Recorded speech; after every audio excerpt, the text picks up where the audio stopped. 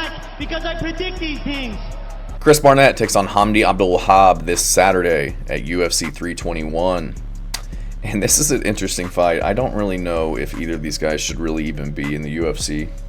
You know, Hamdy Abdelwahab, Egyptian fighter, usually finds his way onto these cards over in that area of the world, getting favorable decisions over Jamal Pogues.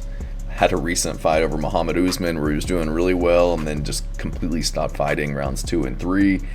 You know, pop for steroids in his fight against Jailton Almeida in his 4th professional fight, UFC debut. For some reason they bring him back. And taking on Chris Barnett, who's very entertaining. You know, decently athletic. He's like a second degree Taekwondo black belt, Jiu-Jitsu brown belt, like been in the game for a long time, been fighting since 2009. He's 39 years old, had a very 50-50 career in the UFC, beating other guys like Jake Collier, John Falante, guys that are former middleweights, former 205-pounders that just kind of don't want to be disciplined anymore but still want to fight, so they just, you know, grow beer bellies and fight at heavyweight. And that's essentially what Chris Barnett is now too. You know, he's got power.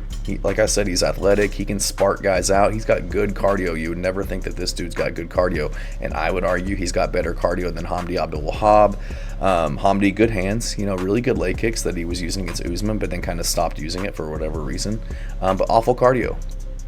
Awful cardio on him. So, Chris Barnett, you know, southpaw, you know, has a spinning wheel kick over John Falante. He's just low-key athletic. You know, that's why I love to watch him. He's very, you know, very fun to watch, very entertaining. And Hamdy Abdelwahab, you know, you would think he'd have the edge over a lot of guys, being a Greco-Roman Olympian. I think he got like 5th in the games back in like 2016. So you would think that he would be able to just kind of like bully these guys around at heavyweight, but he just doesn't do it. He's got very low fight IQ. That's driving me up a wall. But it's hard for me to go with the morbidly obese 39-year-old coming off of a year layoff and an injury in Chris Barnett. He's fought once in the last 3 years, and that was against Kennedy Nzechukwu back in October, which was over a year ago, and he was dealing with an Achilles tendon injury going into that one. And if you rewatch that fight, he like jumps up, kind of like what's his name, Brian Ortega did in that one fight. He kind of like jumped up, and when he landed, he hurt something.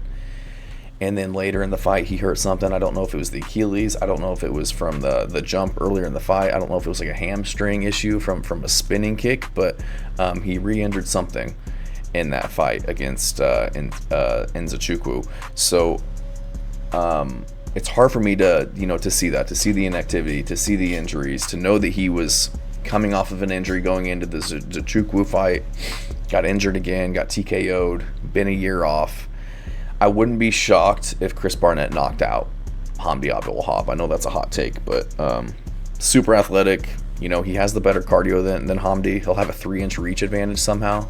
Being 5'9", Hamdy's 6'2". Somehow he's going to have a 3-inch reach advantage. Has a spinning wheel kick over John Falante, like I mentioned earlier. So he's crafty. You know, he can find his shots. And I can see a world where he outlasts Hamdy and just starts to pour it on late. You know, Hamdy doesn't always use his takedowns. Maybe he does in the first round, but then he stops using them. He stops using what's working in round 1. Stops using the leg kicks. You know, doesn't have the cardio to continue to push. Doesn't use his grappling for fear of you know, gassing out. So I could see Chris Barnett losing round 1, but then starting to take over rounds 2 and 3, and maybe chinning Hamdy Abdelwahab, who hasn't really been tested. We saw him get hurt by Kamaru Usman's brother, Muhammad Usman.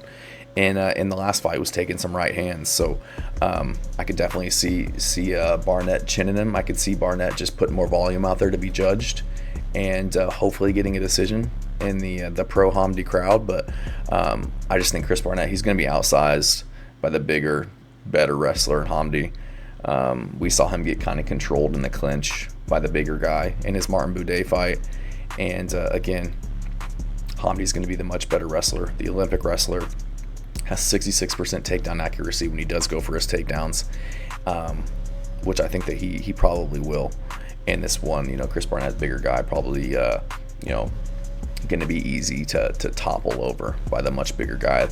And not much big, much stronger guy, because I think both of these guys cut to the heavyweight limit. But I definitely think he'll have the physicality advantage, the one kind of pushing Chris Barnett back.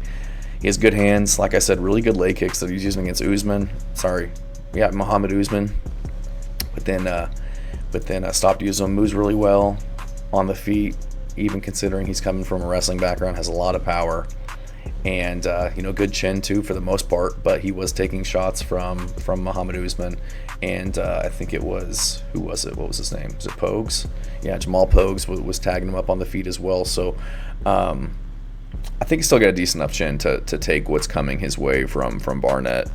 Hopefully Hamdy's worked on the cardio piece, because he can't be a one round. He doesn't have enough finishing potential in the first round or even the beginning to the middle of the second round to be this one round fighter that he's shown to be. So hopefully he's worked on the cardio piece, because I can't take another performance that he's had in the UFC like the last few, where the Jamal Pogues fight, arguably lost that fight. Muhammad Usman definitely lost that fight. It's just very frustrating because he's got the tools and you can see a pathway to success as the fight is going on, and then he just kind of, checks out. So he should win this fight. I think it's a layup for him, honestly, for him to get a win in front of the Abu Dhabi crowd. Chris Barnett, you look back at his record, his only wins are over, Jake Collier and John Vellante. Like I said, just undisciplined middleweights moving up late in their career up to heavyweight just to continue to fight and get paychecks. So I think if Hamdy keeps his low kicks going, is the aggressor, pushing forward, throwing leg kicks, throwing big strikes out there, keeping Chris Barnett at bay, mixing in the clinch, mixing in the wrestling, he should win this fight. But I think that Chris Barnett's a live dog in this one. Would not be shocked whatsoever to see him win this fight. But I am going to go with Hamdy Abdelwahab to get this one done by decision. Thanks.